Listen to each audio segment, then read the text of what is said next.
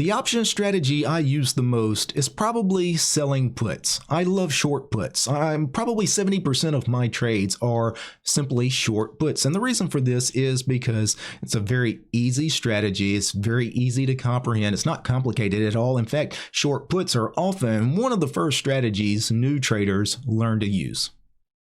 Option strategies explained. Today we're talking about short puts, but before we get into some of the details of the short put, let's do a quick rehash of the 4 basic options trades. Remember, there's 4 basic option strategies. There's the long call and the short call and the long put and the short put. Now, if you're short a put, you have to remember every options trade has a buyer and a seller. There's always a counterparty to each and every options trade. So if you sell a put and you're short the put, you have to understand somebody else on the other end of your trade is long the put. And that person that has the long put, he has the right to sell the stock to you. He has the right to exercise his long put at any time. And if he exercises his long put, you are obligated to buy the stock. So let's take a look at the risk profile of the short put. So if you're brand new to options trading, a short put is a put option that has been sold rather than bought. So when we talk about long puts versus short puts, long calls versus short calls, any option that has been bought is a long option. Any option that has been sold is a short option. That doesn't necessarily mean that they're bullish or bearish. Short and long has nothing to do with directional assumption. It simply means that in this case, a short put, it means a put that has been sold rather than bought. Because a short put is actually not a bearish trade. A short put is a bullish trade. We want the underlying price to actually increase. Short puts are credit trades. That means when we sell a put, we receive a credit to sell the put. So anytime you sell an option, typically you receive a credit. Anytime you buy an option, you have to pay a debit. The max reward on a short put is always the credit received. So whatever credit you receive for selling the put, that is your maximum possible reward on the trade. The maximum possible loss on the trade is actually unlimited. So if the stock falls all the way to zero, you can experience a very large, potentially unlimited loss. It's not actually unlimited because a stock can only fall to zero, but a stock falling all the way to zero would mean the company's going bankrupt and it would result in such a huge catastrophic loss for you. We can consider that as a unlimited loss. So if we look at this risk profile here, this graph, you can see you've got your short put here, and let's imagine that the stock is trading right here, and you can see you could potentially make the max reward as long as the stock finishes at your put's strike price or above.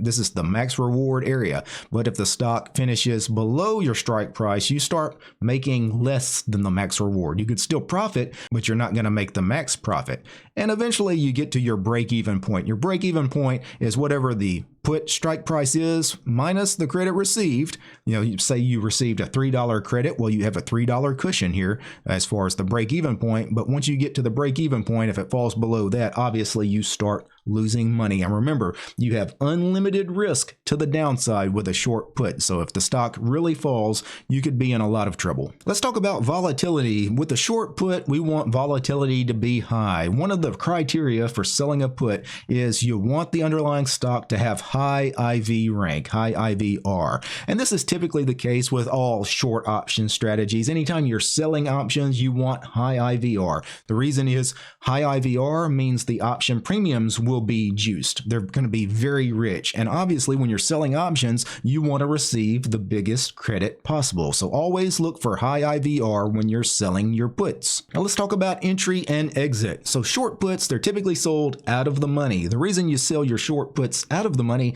is because that gives you a greater than 50% chance of winning on the trade. For me, I like winning on most of my trades rather than losing on most of my trades. So if you sell your puts out of the money, that gives you a greater than 50% probability of profit. If you sell a put that's at the money, that's essentially a 50-50 coin flip. And if you sell a put that's in the money, well, you now have less than a 50% chance of winning on the trade. And for me, again, I like winning on most of my trades. So I like to sell my puts between 16 and 30 delta. And this gives me a probability of profit of around 70 to 80%, maybe as high as 90% in some cases. Now, why do I like that 16 to 30 delta range? Well, the reason is if you go much less below 16 deltas, the credit you're going to receive for selling that put becomes just a little too small most of the time. For example, I could sell a 5 delta put. A 5 delta put is going to give me a 95% probability of profit. I'm going to win 95% of the time on a 5 delta put. But the problem is I'm not going to receive hardly any credit at all to sell that put, and it doesn't make sense. I'm taking on still a lot of risk because the trade, the underlying stock could still crash and go against me in a big way. But by only selling a 5 delta put, I really didn't receive any credit, not very much credit to take that risk in the first place. So I don't like taking such a gamble, right? I like receiving at least a reasonable amount of credit. So nothing below 16 deltas. And the reason I don't like going above 30 deltas, if you go above 30 deltas, yes, you receive much bigger credits, but you also lower your probability of profit, right? So, again, I like to win 70 to 80% of the time on my trades. If I go above 30 delta, then I'm lowering that percentage. And again, I like to have less headaches in my life. So again, I like winning about 80% of the time on my trades, and I'm not going to do that if I start selling puts above the 30 delta mark. For days to expiration, I like to sell my puts somewhere around the 45 to 60 DTE mark. So I like 45 to 60 days to expiration. And I manage my positions typically at 50% max profit or 21 DTE, whichever comes first. For example, if I sell a 45 DTE put and then I reach 50% max profit before 21 DTE, I'm going to take that off for a profit, right? I'm going to go ahead and take my win and close the trade. But if I don't ever reach 50% max profit before I get to 21 DTE, well, at 21 DTE, no matter what, I'm managing the trade at 21 DTE. I'm taking it off for a winner or for a loser, or I'm managing it in some way, rolling the trade out in time. I'm doing something at 21 DTE no matter what. But again, if I make 50% max profit before I get to 21 DTE, I'm taking it off immediately. I'm taking the win and moving on. So let's talk about defending the short put. So defending a short put is really only necessary if the underlying stock has moved below your short put strike, because you still have a greater than 50% chance of winning on the trade as long as the underlying stock is above your put strike price, right? It's only until it gets to your put strike that you start having a less than 50% chance of winning. So unless the stock has moved below your put strike price, just sit tight. Now, once the underlying stock does move below your short strike price, then you need to do something. And typically the first thing you want to do is you want to roll out in time. So you want to roll that put further out in time. It's going to give you even more credit received. It's also going to give you more time for the underlying stock that has been going against you to possibly reverse itself and start going back up again. So that just gives you more time to eventually be right. One thing I often do with my short puts, if I have to roll them out in time, for example, let me go to my positions here. I have a short put right now going on in NVIDIA. It's working for me. I don't need to roll it, but let's imagine it's going against me in a big way. What I would do, the very first thing, roll out in time. So I will go to roll expirations. I will roll out to the next monthly cycle. So I'm rolling this 115 strike out to the next monthly cycle, but I'm going to receive a credit for doing so because I get even more time value. I get more credit paid to me to roll. But what I'll do is I'll use that extra credit that I would receive to roll out in time to also roll the strike down. So I've got $2.90 credit, extra credit I'll receive for rolling out in time. I'm just going to go ahead and use that $2.90 to roll this thing down as far as I can. I don't want to pay a debit, so I'm going to use up all the credit, and I'll roll that 115 strike all the way down to the 100 strike in this case. So I could roll out to the next monthly cycle and lower the strike price by about $15 in this case. So that's typically what I do. If I have to roll out in time, I'll also use the credit I receive to roll the put down in price. Now, sometimes the stock moves drastically against you, and you rolling out in time is still a good idea, but it's not enough. Rolling out in time and even down in price is not enough because you're not going to receive very much credit at that point because the stock has gone so far against you. You're not going to receive very much credit at all for rolling out and down. So you need to do more. And typically what you want to do at this point is to sell calls against your short put. So you sell calls as a defense. So in this case here, let's imagine I sold the 134 put here in NVIDIA, and maybe NVIDIA was trading at I don't know, $150 at the time. And since I put on the trade, the stock has gone against me. The stock has fallen,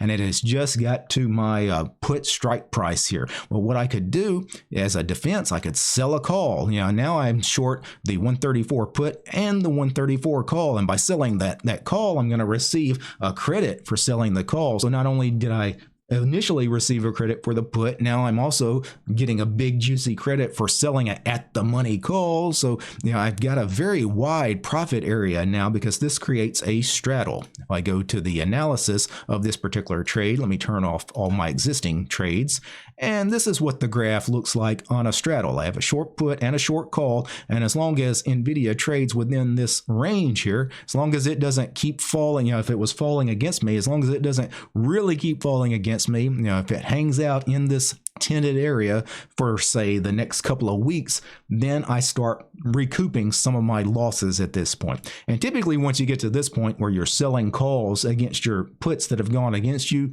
you're really not trying to profit at this point. This profit area, this is not really, at this point I'm not trying to make money because I'm probably down several $100 on that put to begin with. So at this point, I'm just trying to hang out in this straddle and hope that for, again, the next couple of weeks, the stock doesn't move around very much in either direction.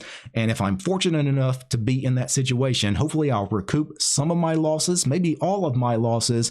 And if I can get out of the trade for a scratch at that point, I'm happy, right? And that's really all I'm trying to do at that point. I just want to get back to break even and get out of the trade. Now, if the stock continues to drop on you, so you had the stock go against you, you rolled out in time, then you sold the call at the put strike price to create the straddle, but the stock continues to go against you to the point where the straddle is not enough. Well, you can keep rolling the call down at that point. And what you can do, if the stock keeps dropping, keep rolling the call down. So you keep dropping the call in price, right?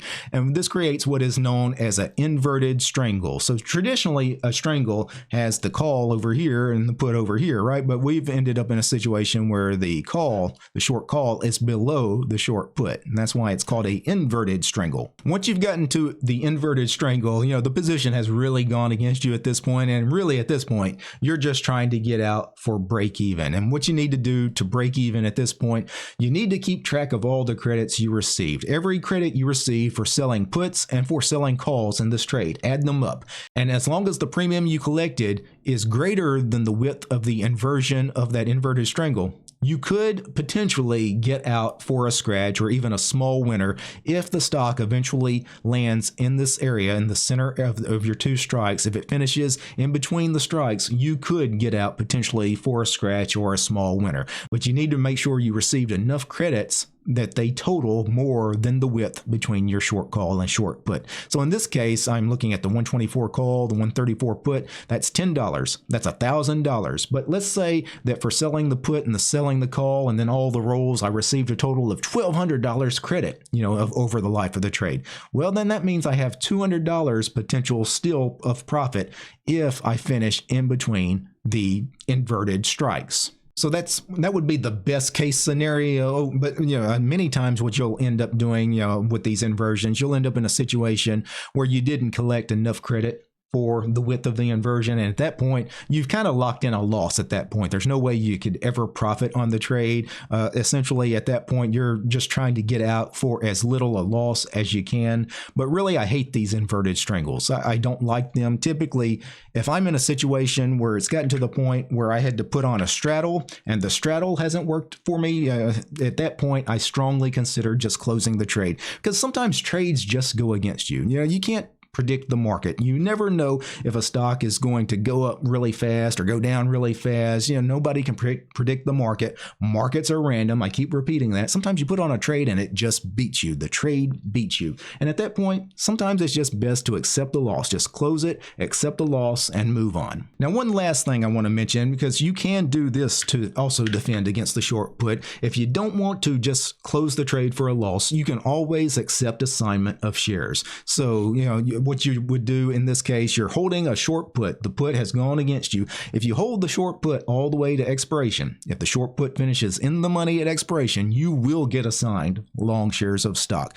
But I caution you, don't do this unless you actually want the shares of stock. And typically, I always talk about this, always trade with a plan. If you went into the trade, when you opened the trade, if you went into it with the idea that you were going to accept assignment of shares, then stick to the plan and accept the assignment of those shares. But if you went into the trade not with the idea of accepting assignment, for maybe it's a company that you're not very bullish on long term, maybe you don't like the long term outlook of that particular company, you really don't want to hold shares of that stock, well then don't accept assignment. Right? Don't all of a sudden sell a put on a company that you're not you don't have very high hopes of in the long term. You sell a put on it, and the trade goes against you, and then all of a sudden at last minute you decide, you know what, I'll just go ahead and take those shares. Don't do that. Right? Don't outguess yourself. Don't get cute with your trading. If you had a plan, stick to the plan. If you didn't have a plan when you went into the trade, well, that's a whole other issue that needs to be worked out. You need to start learning never to enter any trade unless you have already planned out your entry and exit. So there you have it, a very quick overview of the short put strategy. So if you want to learn more about options, and especially my favorite option strategy, which is the wheel option strategy,